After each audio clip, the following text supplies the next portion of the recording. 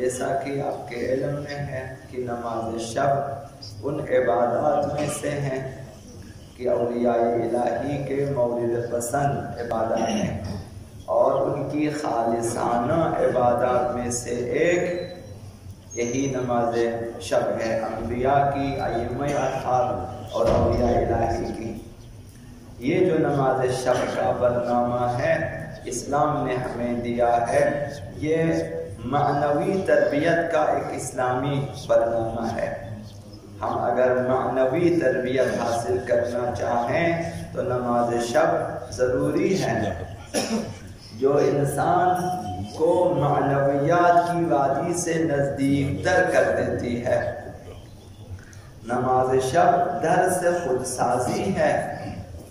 نماز شب انسان کو یہ درس دیتی ہے کہ اے انسان تو سراپا نیاز مند ہے، ہر لحظہ تو خداوند متعال کا نیاز مند ہے، لہذا اپنے خالق و مالک کے ساتھ خلوت نشینی لازم ہے تیرے لیے، تاکہ اپنی نیاز مندیوں کو بیان کرے اپنے خالق و مالک کی بارگاہ میں۔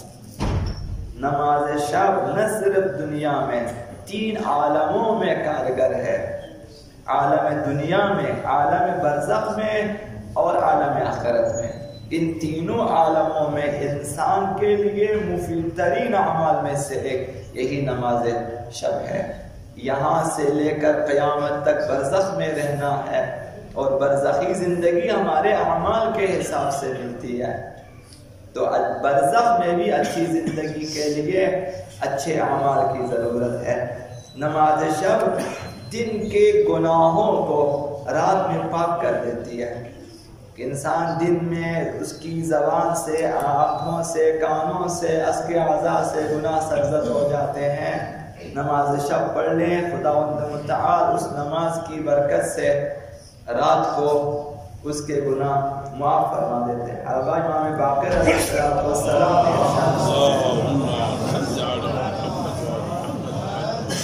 کی نماز شب سے تمہاری یومیہ نمازیں کامل ہوتی ہیں، ہماری نمازیں اولاً کامل نہیں ہیں۔ نماز فجر، ظہر، عصر، مغرب، عشاء، ان میں جو نقص اور کمی رہ جاتی ہے، توجہ کی کمی رہ جاتی ہے، اور اسی طرح سے اخلاص کی کمی رہ جاتی ہے، نماز شب کی بدولت یہ کمی پوری ہو جاتی ہے، ہماری نمازوں کی تکمیل ہوتی ہے۔ آئین باقر علیہ السلام فرمایا کہ وَإِنَّمَا جُعِلَتِ النَّافِلَةُ لِيَتِمَّ بِهَا مَا أُفْسِدَ مِنَ الْفَرِيضَةِ، واجب نمازوں میں جو کمی رہ جاتی ہے اس کے جبران کے لیے خدا نے نوافل کو قرار دیا ہے۔ یہ بھی خدا متعال کی طرف سے ایک لطف ہے، عنایت ہے، ایک رحمت ہے، ایک نعمت ہے کہ ہماری واجبات کی تکمیل کے لیے بھی ایک راستہ رکھ دیا ہے کہ نوافل پڑھ لو تاکہ تمہاری واجبات پوری ہو سکے، کامل ہو سکے۔ تو اس نماز کو اہمیت دیں، ہم سب کے لیے ضروری ہے۔ پیغمبر اسلام کے بارے میں لکھا کہ یہ نماز ان پہ واجب تھی، نماز شب، نماز تہجد واجب تھی، ہمارے لیے مستحب قرار دیا ہے۔ اہمیت دیں، اور جہاں تک ہو سکے آداب کی بھی رعایت کریں، لیکن ضروری چیز احکام کی رعایت ہے۔ جیسے کہ ہم میں سے اکثر مثلا نماز جماعت پڑھ لیتے ہیں، لیکن بہت سے افراد احکام کی رعایت نہیں کرتے ہیں، کہ جماعت کے آداب اپنی جگہ، احکام کی رعایت ضروری ہے۔ تو اسی طرح نماز شب بہت سارے لوگ پڑھیں گے، لیکن دقت سے پڑھیے، نماز آپ کے لیے بہت مہم چیز ہے، اور اس میں احکام کی بھی دقت کریں۔ تو ایک مسئلہ عرض کروں گا کہ اگر کوئی شخص نیند سے اٹھ جاتا ہے اور دیکھا کہ صرف 3 رکعتوں کے لیے اس کے پاس ٹائم ہے، تو اس وقت اس کے لیے ضروری ہے کہ وہ نماز شفع پڑھ لیں اور پھر نماز وتر پڑھیں۔ اب جو باقی 8 رکعتیں رہ جاتی ہیں تو وہ نماز فجر کے بعد ان کی قضا پڑھ لیں۔ یہ صورتحال ہے کہ ایسا نہیں ہے کہ آپ مثلا کہ ابھی نماز شب جب پڑھنی ہے تو تہجد کی 8 رکعتوں سے ہی شروع کی ضروری نہیں ہے، آپ نماز شفع کو پہلے بھی پڑھ سکتے ہیں۔ مثلا ان میں ترتیب ضروری ہے شفع اور وتر میں، لیکن تہجد اور شفع میں ترتیب لازم نہیں ہے کہ آپ پہلے شفع پڑھیں پھر وتر پڑھیں، مثلا پھر تہجد کی 8 رکعتیں یہ بھی پڑھ سکتے ہیں۔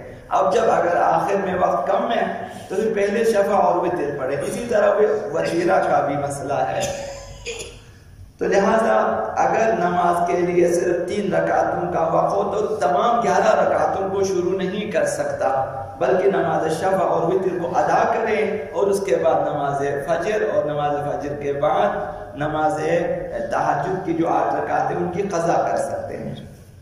نہ بھی پڑھیں تو آپ کی مرضی، اگر پڑھیں تو قضا کی نیت سے پڑھیں گے۔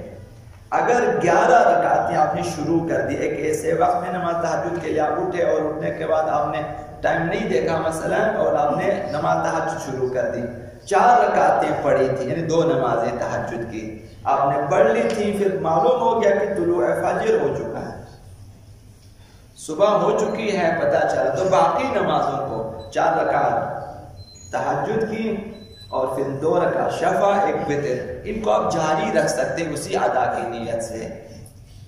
4 رکعتیں اگر پڑھ چکے ہوں تو اس کے بعد آپ جاری رکھیں اپنی نماز کو تہجد کی نیت سے، جو ہے ادا کی نیت سے تاخیر، یہ آپ کر سکتے۔ اگر 4 رکعتوں سے کم تو پھر آپ اس طرح سے آگے نہیں بڑھ سکتے۔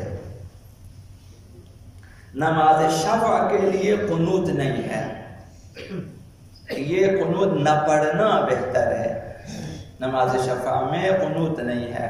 حضرت آیت اللہ سیستانی نے فرمایا اگر پڑھنا چاہو تو محض بقصد ثواب اور بقصد رجا پڑھیں، بقصد ورود بقصد استحباب نہ پڑھیں۔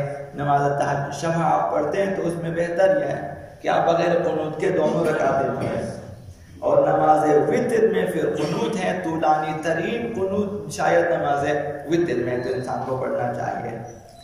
نماز شب اگرچہ مختصر ہے اور طولانی بھی، وہ آپ کی مرضی ہے، طولانی ترین نماز شب پڑھنا چاہیں تا 30 قل ہو اللہ تک ہر رکعت میں مثلا پڑھ سکتے ہیں، یا بغیر دوسرے سورہ کے صرف سورہ حمد کے ساتھ بھی آپ پڑھ سکتے ہیں، تا ان کی اس قدر مختصر ہو جاتی ہے کہ نماز وتر پڑھے 1 رکعت۔ تو یہ انسان کے رزق و روزی کے لیے بھی مہم ہے۔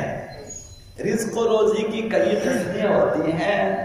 حضرت آیت اللہ مجتہدی تہرانی نے فرمایا رزق صرف پیسہ نہیں ہے کہ پیسوں کے لیے صرف نہ پڑھیں، اس روزی سے مراد پیسہ بلکہ رزق معنوی ہے۔ رزق معنوی میں یہاں دنیا میں مثلا آپ کے لیے ایک اچھا استاد مل جاتا ہے جو آپ کی اچھی تربیت کرے، یہ رزق معنوی ہے۔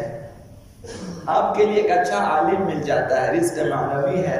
اچھا دوست مل جاتا ہے آپ کے لیے، ایک اچھا ساتھی مل جاتا ہے۔ سفر میں آپ کے لیے ایک اچھا ہمسفر مل جاتا ہے، ایک اچھا مومن ہمسفر مل جاتا ہے کہ سفر آپ کا اچھا گزر، یہ تمام رزق معنوی ہے۔ ایک اچھا داماد مل جاتا ہے، مثلا ایک اچھی بہو آپ کے لیے مل جاتی ہے، اور اسی طرح سے مثلا ایک اچھا سسر، ایک اچھی ساس مل جاتی ہے انسان کے۔ تمام رزق معنوی ہے کہ انسان کی زندگی آسودہ گزرے، انسان کی اچھی تربیت ہو۔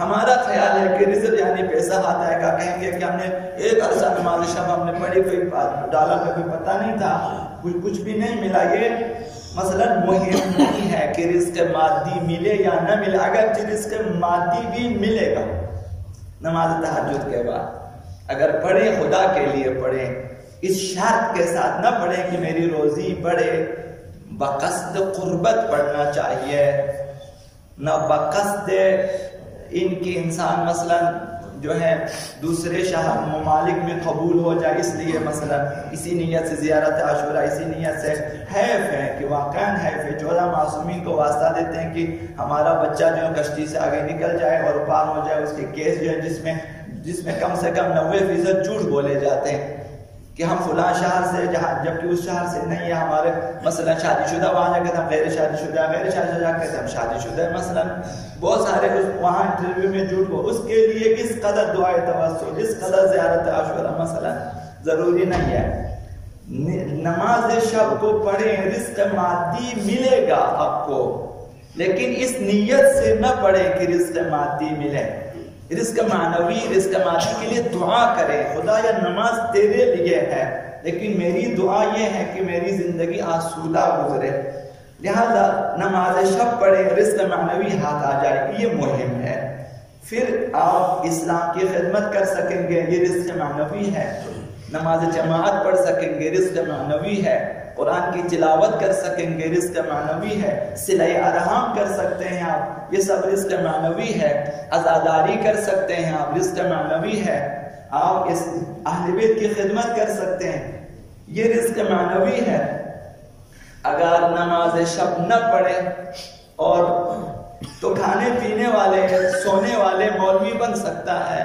کوئی بھی طالب علم ہو جائے مثلا نماز شب نہ پڑھے، بعض دن کے لیے لازمی قرار دے، جو طالب علم دینی مثلا نماز شب نہ پڑھے وہ اصلا طالب علم نہیں ہے، وہ صرف جو ہے کھانے پینے والے لہٰذا صرف پیسوں کو رزق نہ سمجھے، جبکہ ہماری بدبختی یہاں تک پہنچی ہے تا دینی مدارس میں پڑھے ہوئے لوگ بھی حتیٰ اسلام اور اسلامی مواد اور اسلامی معلومات، روضہ آقا عبداللہ حسین، فضائل اہل بیت، سب کو استعمال کرتے ہیں کہ رزق مادی ملے۔ مثلا یہ افسوس ہے کہ اسلام صرف مال تجارت بن چکا ہے ان کے ہاتھوں میں کہ بھئی ہمیں مثلا یہ ملنا چاہیے۔ شکایتیں بھی بیجا ہے، اگرچہ شاید بچا ہوں کہ بعض لوگ کہتے ہیں ہم آتے جاتے ہیں، ہمارے پاس مثلا کرایہ بھی نہیں ہوتا، یہ شکایت آپ خدا کی بارگاہ میں کریں، نہ لوگوں کی بارگاہ میں۔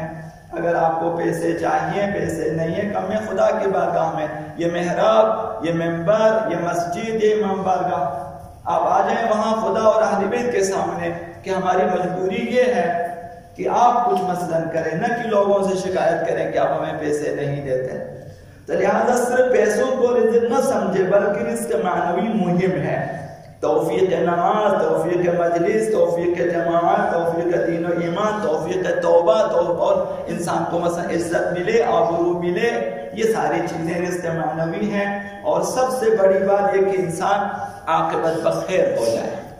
اللہم نسألک باسمك العظيم الأعظم الأعز الذي الأكرم يا الله يا الله يا رحمن يا رحيم يا مقلب القلوب ثبت قلوبنا على دينك اللهم اهدنا من عندك واغفر علينا من فضلك وانشر علينا من رحمتك وانزل علينا من بركاتك بحق محمد وآله الطيبين الطاهرين إلى روح المؤمنين والمؤمنات رحم الله من يقرأ الفاتحة